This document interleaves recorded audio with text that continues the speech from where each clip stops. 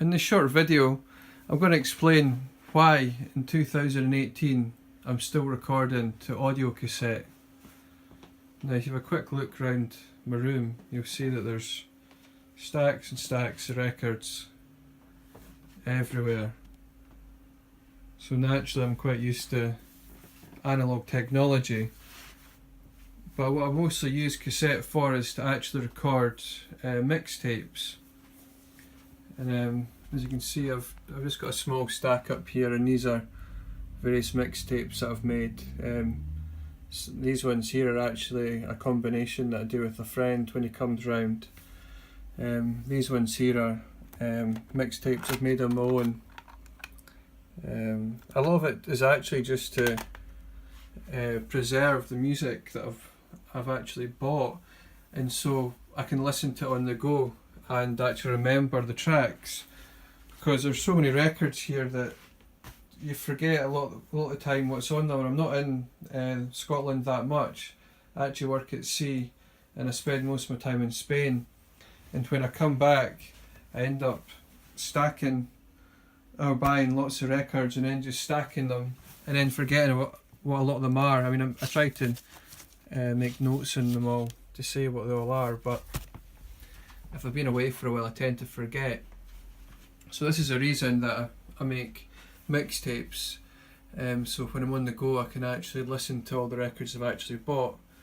I don't actually listen to them on a cassette player, though I do have various cassette players here. This is actually quite a good one, this AWA one. There's a Sony Walkman. I actually record them back from cassette to MP3, but there's many beauties to cassette, but the first thing is actually the physical aspect of it. Just like a record, this is why a lot of people like records, is, you know, you've got something physical, big, you've got the cover art and everything. Well, with cassette it's quite similar. It's a physical thing, so you can have it in your hand and you can remember it and make notes on it. You know, it's like an organic matter. And also with a cassette, you've got a start and an end if you're making a mixtape, where if you record to digital, the length can be infinite. So with a cassette, this one's a C90, but you get a C60.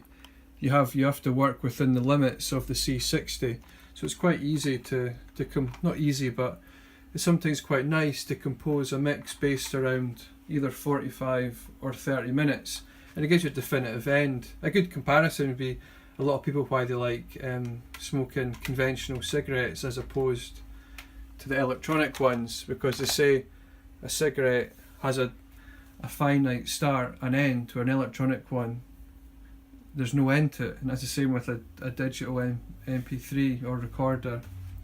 When do you stop the mix? And with cassette, that question's already answered. And also another fact of cassette is, a lot of people overlook this, it's a cassette, when you stop it and come back to it, no matter how long after, you always start back where you left off. And that's quite a nice thing. So you could be halfway through a mix, if you're listening to it on a cassette player, halfway through a mix, leave it there, come back to it in a week and you're exactly where you left off the last time. As I said though, I tend to record these to MP3 and listen to them on the go, but that's basically because the extreme nature of my job, which is at sea, I'm limited to what I can bring, so I'm not going to bring stacks and stacks of cassettes. But in MP3 format they're still quite convenient.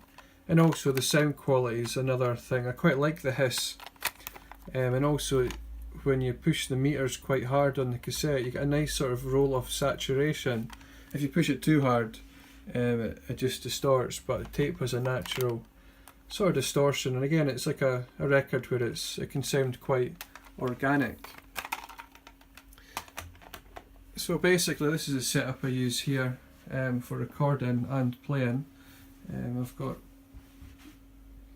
two turntables, mixer, and there's a voice transformer here, and I basically record my mix onto this Technics deck here, and it's got some nice unique features about it, and the sound quality's generally quite nice. I've replaced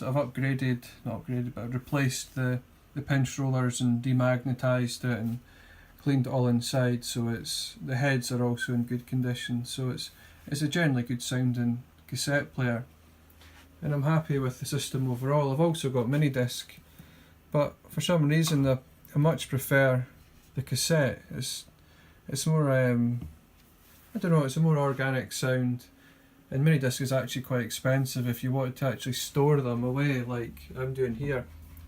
To buy an individual mini disc is a lot more expensive than these cassettes, and I've actually got stacks and stacks of brand new cassettes. These are some C60s, and there's some TDK brand new C60s. I prefer the C60s over the C90s because a 30-minute mix per side is actually quite nice. It's just about the right length, so you don't get bored mixing it, and also you don't get bored listening back to it. So yeah, this is basically why I still record to cassette in 2018, and I'll do a follow-up video on how I record to cassette in 2018, because there's various steps and I don't know, different methods you can do it. But if you I'll upload this up in a couple of days, so just keep an eye out for my next video. Okay, thanks very much.